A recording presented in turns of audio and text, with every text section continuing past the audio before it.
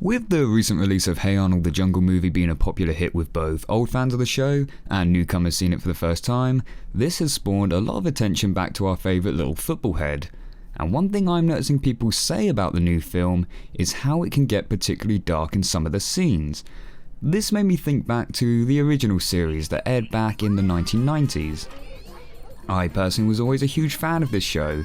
Compared to some of the more wacky and out there shows airing on Nickelodeon, such as Ren and Stimpy, Rocko's Modern Life and SpongeBob SquarePants, Hey Arnold was a very down-to-earth show, and it didn't shy away from tackling more mature and serious issues: poverty, alcoholism, neglect, and even addiction. And along with these mature themes, certain episodes weren't shy to really turning up the creepy factor to give the audiences a little bit of a chill. What did I tell you, short man?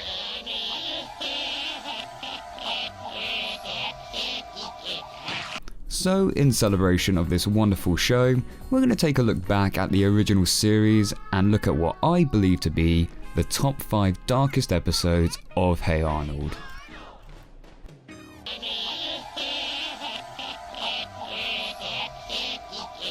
Number 5. The Haunted Train.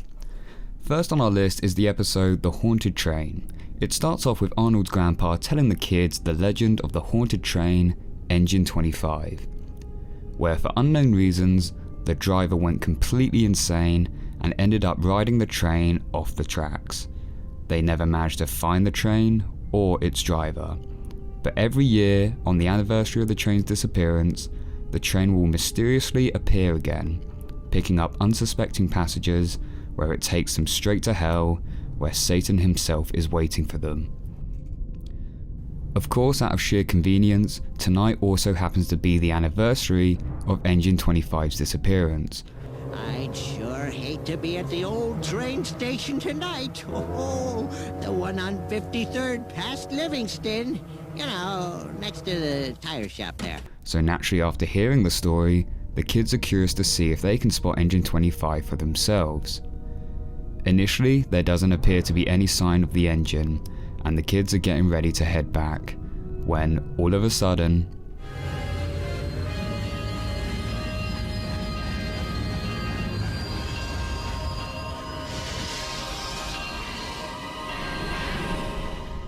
and this is really what makes Hey Arnold a great show. Listen to the intense music, followed by the eerie choir singing of the train's arrival, the hellish black and red colour scheme of the train, and its piercing ghostly light. This really gives the scene a morbid and deathly undertone. The kids then get on the train and start to freak out as the train seemingly starts to take them towards the fiery pits of hell, which actually leads to an incredibly funny moment.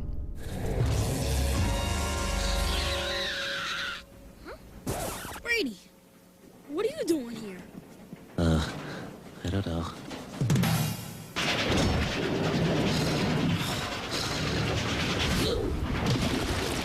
The train eventually arrives at what they think is hell, but it turns out the whole thing was a misunderstanding, and the train is just meant for steel workers to transport them down to the steel mill. And so the whole story looks like it was made up by Arnold's grandpa, as just a bit of a prank. That is until at the very end of the episode, we see a final shot of Engine 25, and on the front is riding the ghost of the mad driver, joyfully singing about the time he rode the original train right off the tracks.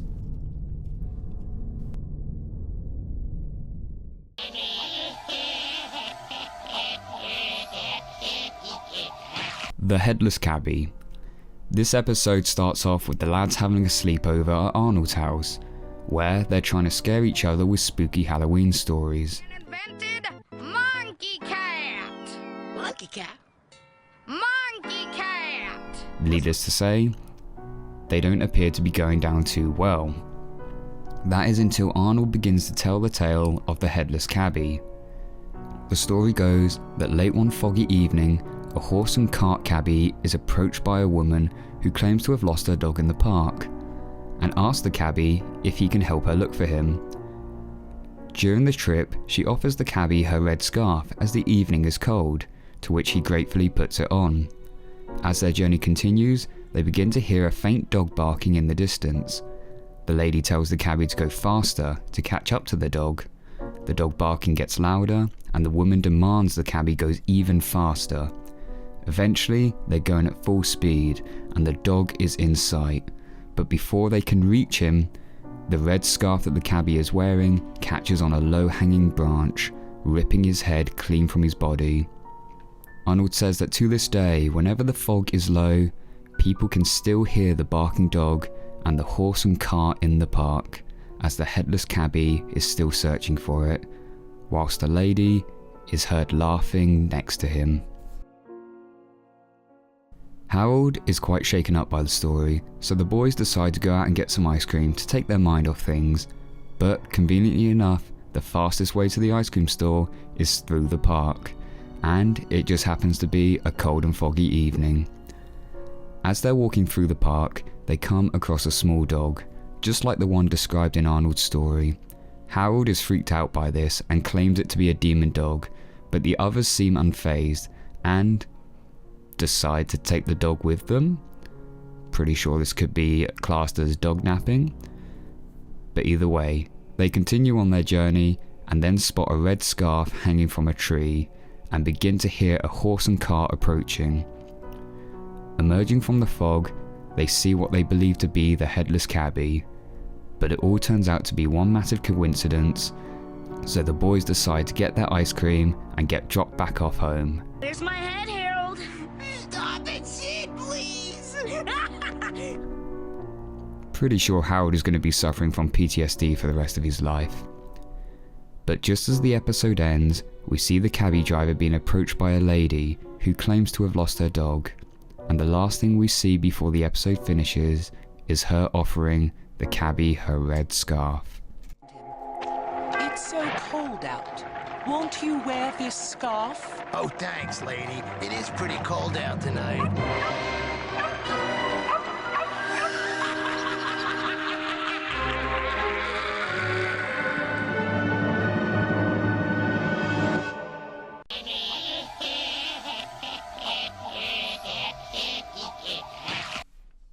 Monkey business.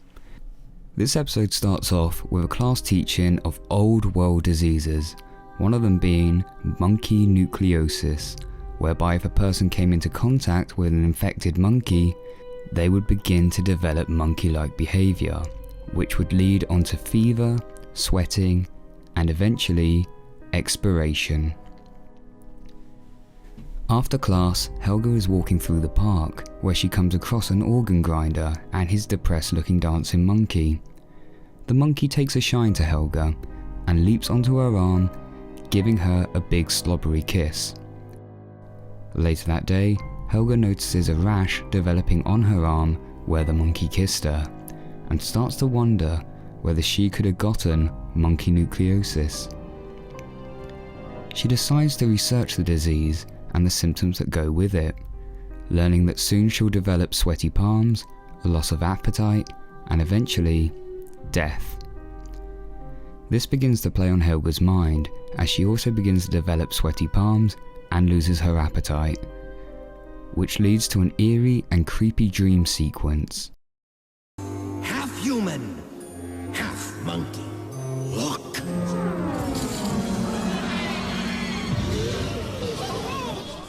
People are disgusted by her, Arnold doesn't recognize her, and eventually she is adopted by the organ grinder that she saw earlier in the park, where she spends the rest of her life dancing to collect coins.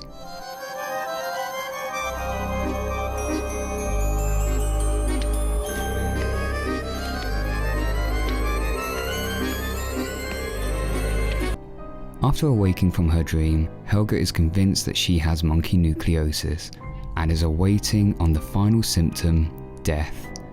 She invites all her closest friends over as she says her goodbyes. Eventually, Phoebe manages to figure out that monkey nucleosis is not actually a real disease, and the rash is just a skin irritation. But the episode itself has a very morbid feel to it, and the dream sequence where Helga is a depressed monkey being forced to dance for coins is exactly that of the real monkey we saw in the park, being forced to dance for people's entertainment whilst being mocked and ridiculed, forever existing in misery.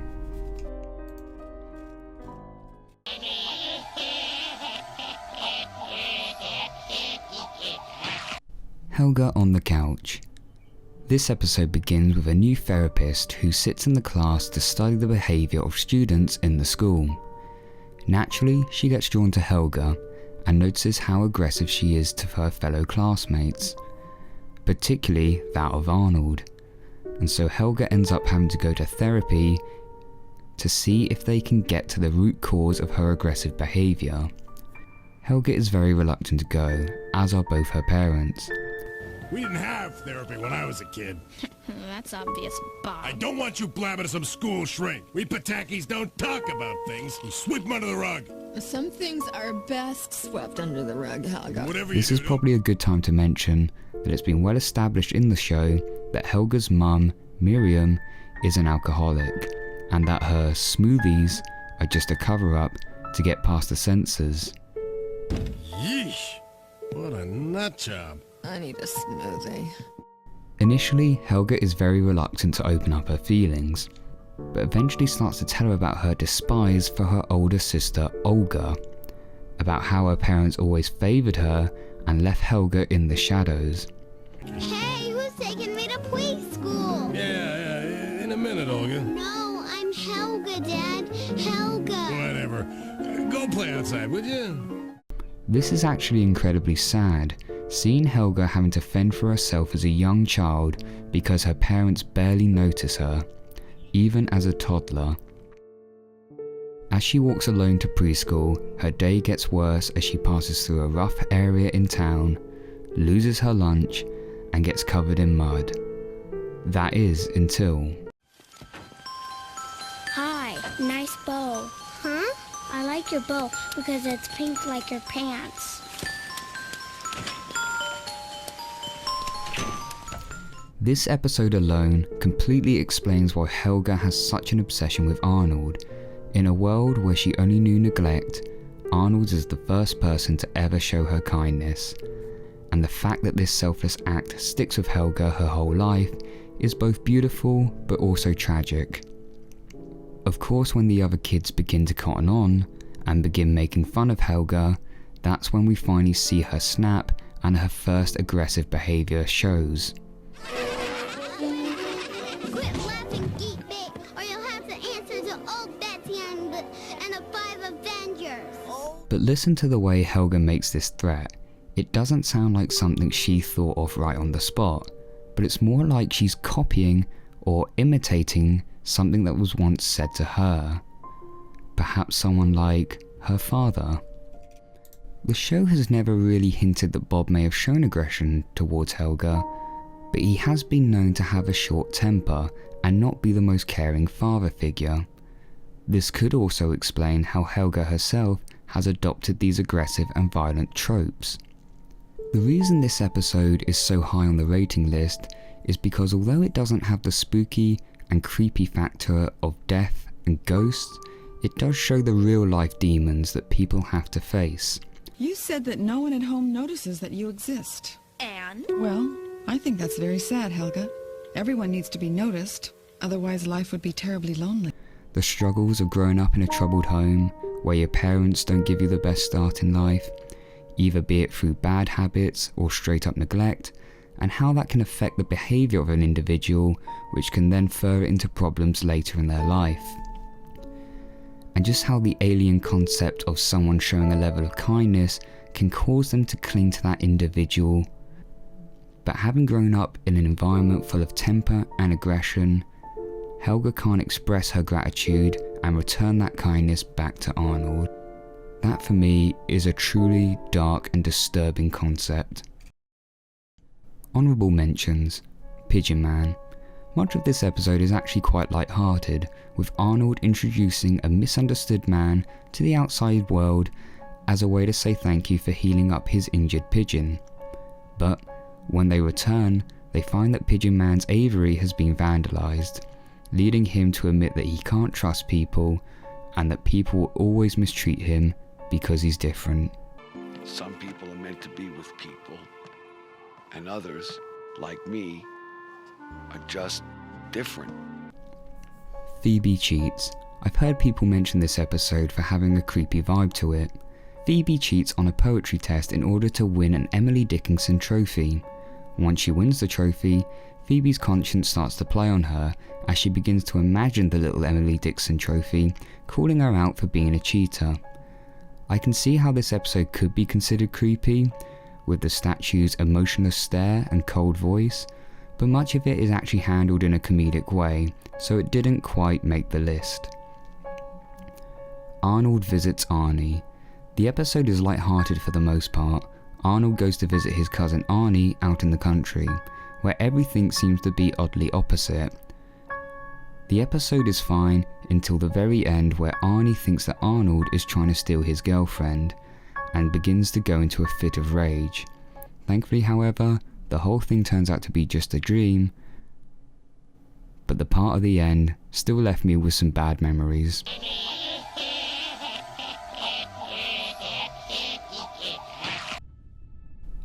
Ghost Bride.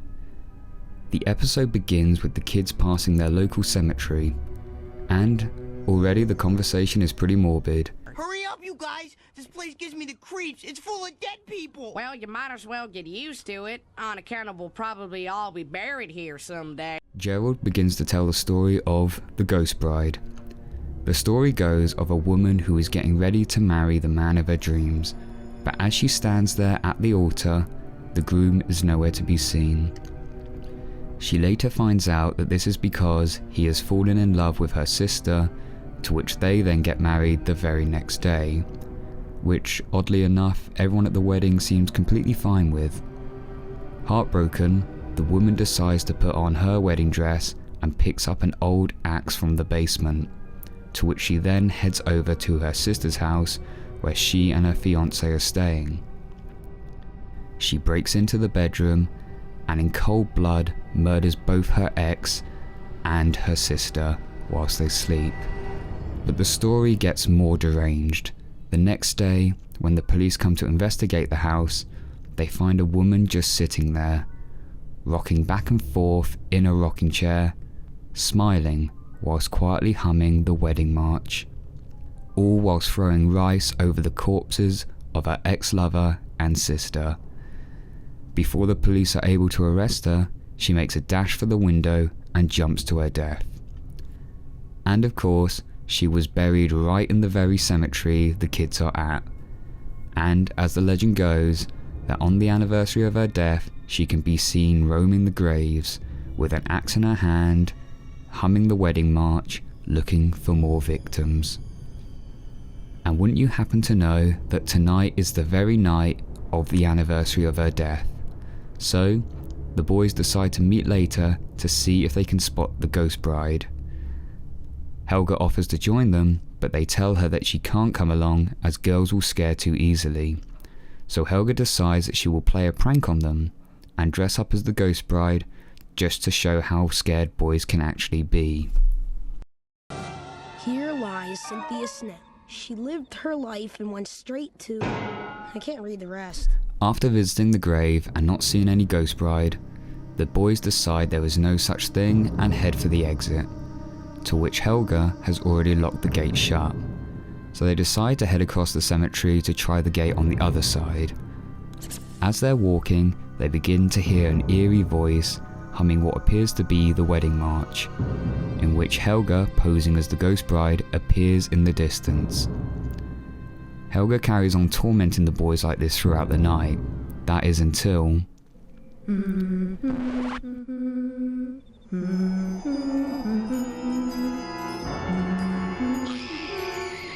So Helga catches up with the boys and confesses that it was her playing a prank. But now, the real Ghost Bride has appeared and is out to get them. The kids manage to hide away and think they have given the Ghost Bride the slip, but the Ghost Bride continues to surround the place, indicating that she knows they're inside. Arnold and Gerald conclude that they can't stay trapped forever, so try to sneak out to find help. Whilst Arnold and Gerald are away, the Ghost Bride begins to break down the doors to where the kids are hiding. and just as the ghost bride is about to slay them, Arnold sneaks up from behind, reveals it to be another one of their friends, Curly, who was also trying to prank them. Not being too amused by the prank, the kids decide to lock Curly up and leave him in the cemetery for the rest of the night. Whilst tied up, Curly begins to hear a faint wedding march and sees a bright, ghostly light appear at the main doors. The camera then tilts up to the sky, and the last thing we hear is Curly's agonizing screams in the dead of the night.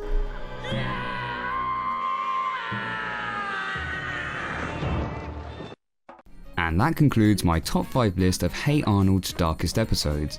Please leave a like if you enjoyed the video, and comment what you thought. Did I miss an episode you feel should have been on the list? And also let me know what other animated films or series you think I should cover in a future video. Until the next one guys, hope you have a jolly good day. Take care.